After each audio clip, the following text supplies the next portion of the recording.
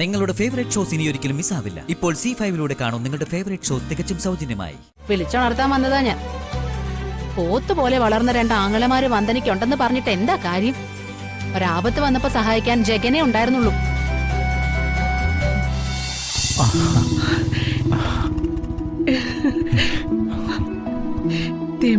അച്ഛമ്മേ,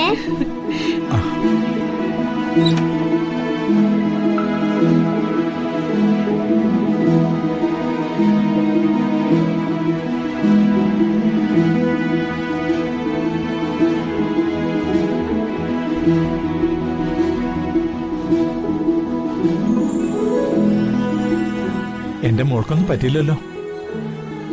ഓ, സന്തോഷമായി.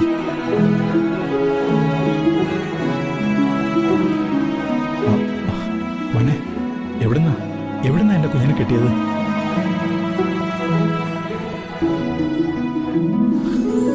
സാഗറിന്റെ വീട്ടിൽ നിന്ന്.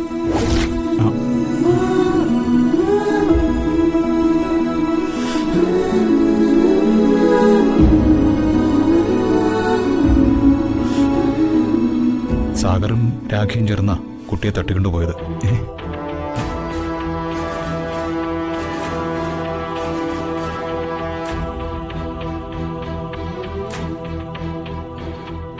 ആദ്യം മറ്റൊരാളിനെയാണ് വന്ദന സംശയിച്ചത്.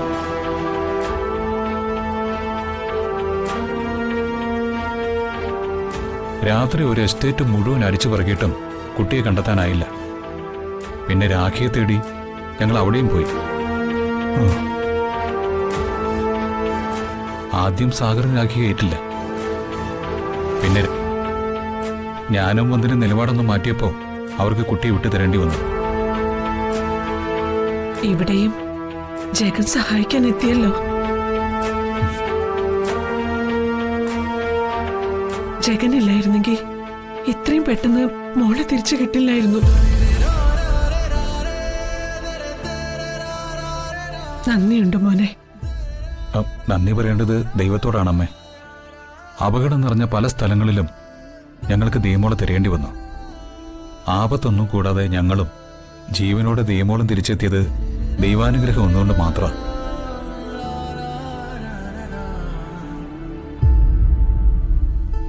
ആയിരിക്കാം. പക്ഷേ ആ ദൈവത്തിന്റെ സ്ഥാനത്ത് നിന്ന് കാര്യങ്ങൾ ചെയ്തത് മോന.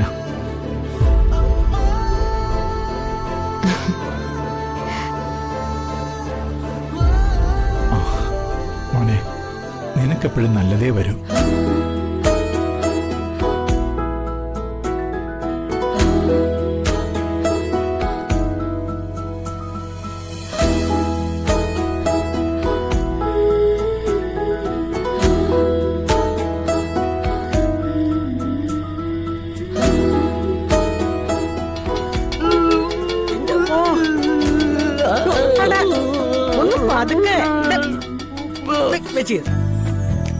എടാ, ദിയമോളെ കിട്ടിയതിൽ നമുക്കേ ഉള്ളു സന്തോഷം.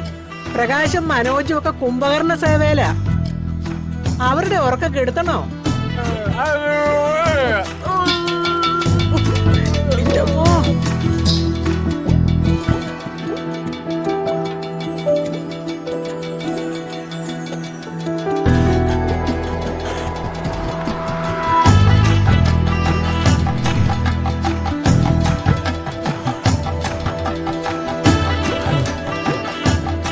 ചേടാ, ഉറങ്ങാനും സമ്മതിക്കല്ലോ. നേരം വെളുക്കുന്നതിന് മുമ്പ് അവൻ കൊട്ടും പാട്ടും തുടങ്ങി. ഒരു ഗർഭിണിയുണ്ടെന്നുള്ള വിചാരം വേണ്ടേ? ദിയമോളെ കാണാതെ എല്ലാരും വിഷമിച്ചിരിക്കുമ്പോ നമ്മളിങ്ങനെ കയറി പോകുന്നത് ശരിയായില്ല. ക്ഷീണം കൊണ്ടാ ഞാൻ വന്ന് കിടന്നത്. നിനക്കെങ്കിലും പോയി കുട്ടിയെ തരയായിരുന്നു. എന്റെ ഹരിക്കുട്ടി, ഒരു മനുഷ്യന് വേണ്ട ശരാശരി ഉറക്കം 8 മണിക്കൂറാണ്. ഗർഭിണികൾക്ക് അതിൽ കൂടുതൽ സമയം വേണം. പിന്നെ നിനക്കറിയില്ലേ, എനിക്ക് ഉറക്കൊഴിഞ്ഞ തലവേദന എടുക്കും. പക്ഷെ ദിയമോളി കുടുംബത്തിലൊരു അംഗം, അത് മറക്കരുത്. അതൊക്കെ ശരി തന്നെ. ഇവിടുത്തെ ജീവിതം എടുത്തപ്പോ ദിയ നാട് വിട്ടതായിരിക്കും. ഇങ്ങനെയൊക്കെ പറയാവോ? ഇവിടുത്തെ അന്തരീക്ഷമായി പൊരുത്തപ്പെട്ടു പോകാൻ വയ്യാതായപ്പോ അവൾ സ്വയം രക്ഷപ്പെട്ടു.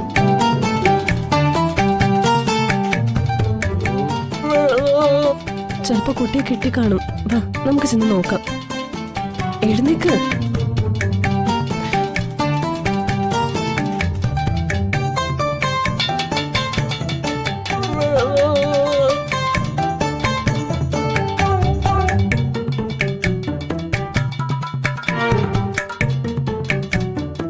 അച്ഛാ അച്ഛാ എണീക്ക് അച്ഛാ. അച്ഛാ എണീക്ക്. ബിനു അങ്കിള് കലാപരിപാടി തുടങ്ങി. ഭക്ഷണം കഴിക്കാൻ വിളിക്കുന്നതായിരിക്കും. ഇത്ര രാവിലെയോ? മിണ്ടാണ്ട് കിടക്കടാ. ഓ, അവനെ തല്ലി കൊല്ലും നാശം. സ്വസ്ഥായിട്ടൊന്നും കിടന്നുറങ്ങാനും പറ്റില്ല എന്ന് വെച്ചാ. അച്ഛാ ഇന്നലെ രാത്രി ആദ്യം കിടന്നത് നമ്മളാ. കിടന്നുറങ്ങാൻ നേരത്തെ അമ്മയെ കണ്ടില്ല, ഇപ്പോഴും കണ്ടില്ല. ഇപ്പൊ ബിനു അങ്കിള് രാവിലെ തന്നെ കൊട്ടു തുടങ്ങിയെങ്കില് അതിന്റെ പിന്നിൽ എന്തോ ഉണ്ട്. വാ അച്ഛ പോയി നോക്കാം. നീ വേണമെങ്കിൽ എഴുന്നേറ്റ് പോ.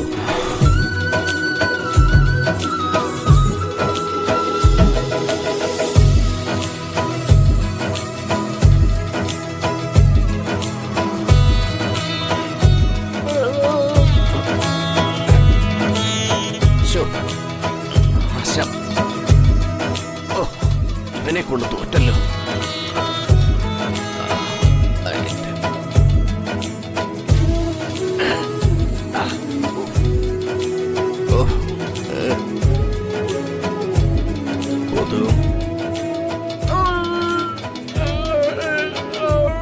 എന്താ മുത്തശ്ശി? എന്താ മുത്തശ്ശി?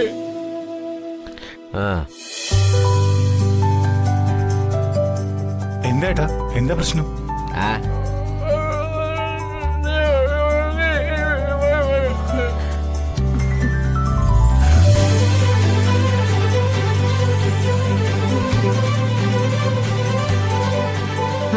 എല്ലാവരും പള്ളിയുറക്കം ഉണർന്നോ?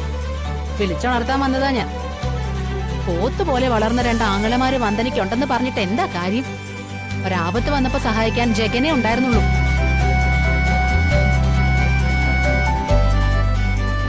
ഓരോരോ ബാധ്യതകൾ ഏറ്റെടുക്കുമ്പോഴേ വീട്ടുകാരുടെ സമ്മതം കൂടി ചോദിക്കണം. അല്ലാതെ വീട്ടിലുള്ളവരെ വെല്ലുവിളിച്ച് തനിഷ്ടപ്രകാരം കാര്യങ്ങൾ ചെയ്യുമ്പോ കൂട്ടിനാരും കടന്നു വരില്ല.